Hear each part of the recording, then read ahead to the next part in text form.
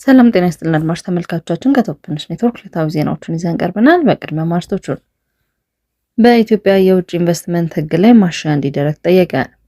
የመድኃኒት ጥራት ምርመራ ላቦራቶሪን በማዘመን ላይ ትኩረት ሰጥቶ እየተሰራ መሆኑን የኢትዮጵያ ምግብና መድኃኒት ባለስልጣን አስታወቀ። ህወሓት የአውሮፓ ህብረት በትግራይ ትይዩ ምክር ቤት አቋቁሟል ማለቱ ፈጽሞ ከእውነት የራቀ ነው ተባለ።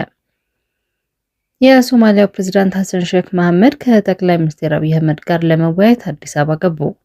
ኢትዮጵያና ጣሊያን ለማክሮ ኢኮኖሚ ሪፎርም ድጋፍ የሚውል የ70 ሚሊዮን ዩሮ የብድር ስምምነት ተፈራረሙ።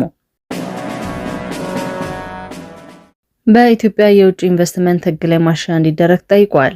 በኢትዮጵያ የውጭ ቀጥታ ኢንቨስትመንት አያያዝ ላይ ጠንካራ የሕግ ማሻሻያ እንደሚያስፈልግና የቅድመ ግምገማና የክትትል ስርዓት እንዲዘረጋ የዘርፉ ባለሙያዎች አስተያየት ሰጥተዋል። የሕግና የውጭ ኢንቨስትመንት አማካሪ ካፒታል ክብሬ ኢንቨስትመንቱ ለኢትዮጵያ እድገትና ለውጭ ምንዛሬ ትልቅ ሚና ቢኖረውም በቁጥጥር መላላት ሀገሪቱ የሚገባትን ያህል ጠቃሚ አልሆነችም ብለዋል። የሕግ ማዕቀፎች በፍጥነት እንዲሻሻሉና ጥብቅ የክትትል ስራና የታማኝነት ፍተሻም እንዲዘረጋ ጠይቀዋል። የፋይናንስና ኢንቨስትመንት ባለሙያ ዶክተር አዳና በራ በኩላቸው በልማትና ኢንቨስትመንት ስም ወደ ሀገር የሚገቡ ኩባንያዎች የኋላ ታሪክ ፍተሻ ሊደረግ ይገባል። አሁን ላይ ያለው የግብር ማበረታቻ ስርዓት መፈተሽ አለበት። በተጨማሪም ዓለም አቀፍ ሕግን በምልአት ስለማክበራቸው ማረጋገጥ ያስፈልጋል ብለዋል። ለ5 ዓመታት የሚሰጠው የግብር ነፃ መብት እንደ ሽፋን በመጠቀም አንዳንድ ኩባንያዎች ከእፎይታ ጊዜ በኋላ ግብር ሳይከፍሉ ጥለው የሚወጡበት ህገወጥ አሰራር ለመከላከል የሚያስችል አሰራር እንዲዘረጋና የእፎይታ ጊዜ ወደ 2 ዓመት ዝቅ ሊል ይገባልም ብለዋል። በአንጻሩ የሀገር ውስጥ አምራቾች ከውጭዎች በተለየ የግብር ድጋፍ ሊደረግላቸው ይገባልም ተብሏል። በተጨማሪም እንደ ካፒታል ማሸሽ ያሉ ህገወጥ ተግባራትን ለመከላከል ከደህንነት አካላት ጋር መስራት፣ የማሽነሪዎች ጥራትና የአካባቢ ጥበቃ ደንቦችን ማጠናከር እንደሚያስፈልግም ጠቅሷል። የመድኃኒት ጥራት ምርመራ ላቦራቶሪን በማዘመን ላይ ትኩረት ሰጥቶ እየተሰራ መሆኑን የኢትዮጵያ ምግብና መድኃኒት ባለስልጣን አስታወቀ። በኢትዮጵያ የተለያዩ የዲጂታል አሰራሮችን በመከተልና የጥራት ምርመራ ላቦራቶሪን በማዘመን የመድኃኒት ጥራትና ፈዋሽነትን አረጋግጦ የህብረተሰቡን ጤና መጠበቅ ረገድ ትኩረት መደረጉ ተገልጿል። በላቦራቶሪ ዘርፍ ያሉትን ስራዎች ይፋ ለማድረግ ለባለድርሻ አካላት የመድኃኒት ጥራት ምርመራ ላቦራቶሪው ስለሚሰራቸው ወሳኝ ስራዎች ግንዛቤ ለማስጨበጥ እንዲሁም የጋራ መግባባትን ለመፍጠር ያለም የምክክር መድረክና የላቦራቶሪ መስክ ጉብኝት በኢትዮጵያ ምግብና መድኃኒት ባለስልጣን አካሂዷል። የባለስልጣኑ ዋና ዳይሬክተር ወይዘሪት ሄራን ገርባ የመድኃኒትና የሕክምና መሳሪያዎች ጥራት፣ ደህንነትና ውጤታማነትን በማረጋገጥ እንዲሁም የህብረተሰቡን ጤና በመጠበቅ ረገድ በርካታ ስራዎች እያከናወነ መሆኑን በተካሄደው መድረክ ላይ ተናግረዋል። ቀልጣፋና ምቹ የሆነ አገልግሎትን መስጠት እንዲሁም የመድኃኒትና የሕክምና መሳሪያዎችን ጥራት፣ ደህንነትና ፈዋሽነት የሚያረጋግጥ ተቋም መፍጠር አማራጭ የሌለው ጉዳይ መሆኑን ጠቁሟል። በመሆኑም ዓለም አቀፍ መስፈርቶችን ያሟላ ተቋሙን የሚመጥን ስርዓት መዘርጋት እንዳለበት ያነሱ ሲሆን በቅርቡም ኢትዮጵያ በመድኃኒት ቁጥጥር ጥራት ዘርፍ የብቃት ደረጃ 3ን በማሳካት እውቅና ማግኘቷን አስታውሰዋል።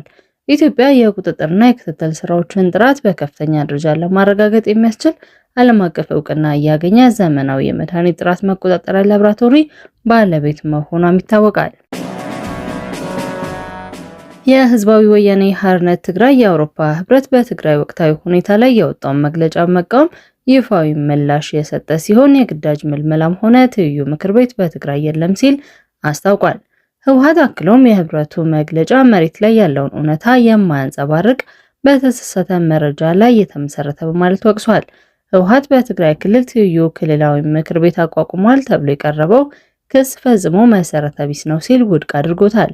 ህወሓት አክሎም በትግራይ ህዝብን የሚወክል ሌላ ምክር ቤት ኖሮ እንደማያውቅና በቅርቡ ስራ የጀመረው ቀደም ሲል በምርጫ የተመረጠው ብቸኛ ህጋዊ የትግራይ ክልል ምክር ቤት መሆኑን አስታውቋል። በተመሳሳይ መልኩ ድርጅቱ የግዳጅ ወታደራዊ ምልመላ እያካሄደ ነው እየተባለ ውንጀላው ምንም አይነት ተጨባጭ ማስረጃ የሌለው ነው በማለት ያስተባበለ ሲሆን ዓለም አቀፍ ተቋማትና በሀገር ውስጥ የሚገኙ ፖለቲካ ፓርቲዎች ይህንን በተመሳሳይ እንደ ህብረቱ መቃወማቸው ይታወሳል። የፌዴራል መንግስት የዘላቂ ግጭት ማቆም ስምምነት በተከታታይ እያናጋ መሆኑን የገለጸው ህወሓት ከፍተኛ የመንግስት ባለስልጣናት ሳይቀሩ የውሉን መሰረት እየካዱና አንዱን ፈራሚ አካል ህወሓት ህገወጥ ለማድረግ እየሰሩ ነው በማለት ከሷል። በዚህ ምክንያት የሰላም ስምምነቱ ዋና ድንጋጌዎች ሳይተገበሩ መቅረታቸውና የትግራይ ህዝብ አሁንም በነዳጅና የንግድ ዕቃዎች እገዳ ሳቢያ ለከፋ ኢኮኖሚና የማህበራዊ ችግር መጋለጡን ድርጅቱ ጠቅሷል።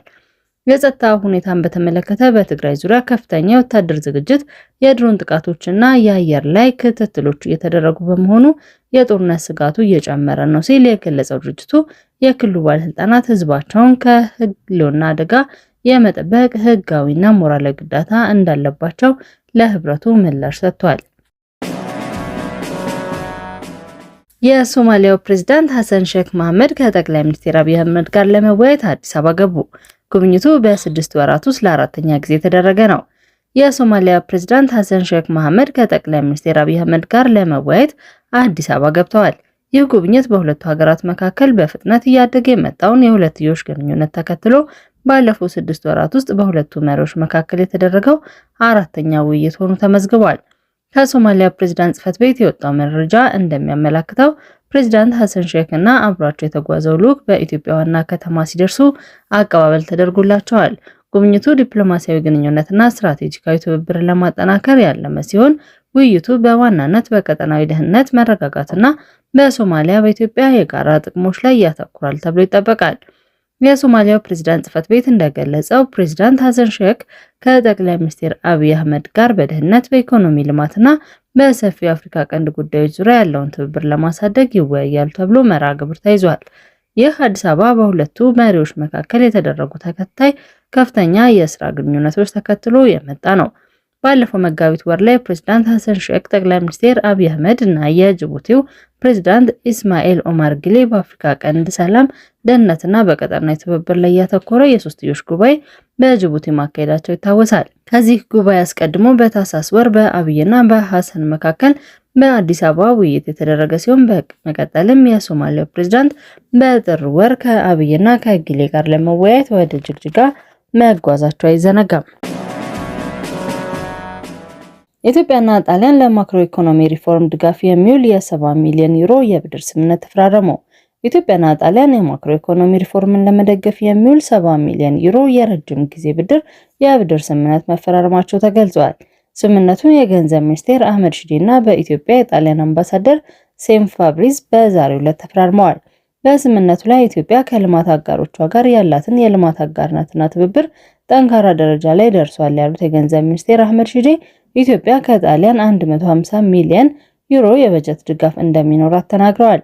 በዚህም መሰረት 70 ሚሊዮን ዩሮ የረጅም ጊዜ ቀላል ብድር ስምምነት ተፈርሟል ብለዋል። ሚኒስቴሩ በጣሊያንና በኢትዮጵያ መንግስት መካከል ጠንካራ ኢኮኖሚ ትብብርና ወዳጅነት አለ። የጣሊያን የኢትዮጵያ የኢኮኖሚ ሪፎርምና የተለያዩ የልማት ስራዎችን የሚደግፉ አጋር ሀገራት መካከል አንዷ ናት ማለታቸውን ኢትዮጵያ ፕሬስ ድርጅት ዘግቧል። ኢትዮጵያ ባለፉት 2 ዓመታት የተሟላ የማክሮ ኢኮኖሚ ማሻሻያ በማድረግ በተሳካ ሁኔታ ማጠናቀቋን በመግለጽ ስምምነቱ የሀገሪቱ ሀገር በቀል የኢኮኖሚ ሪፎርም ተጠናክሮ እንዲቀጥል የሚያግዝ ነው ሲሉ ገልጸዋል። አድማጭ ተመልካቾቻችን ከቶፕ ኒውስ ኔትወርክ ለዕለቱ ያዝናቸው ዜናዎች እነዚህ ነበሩ። መልካም ቆይታ።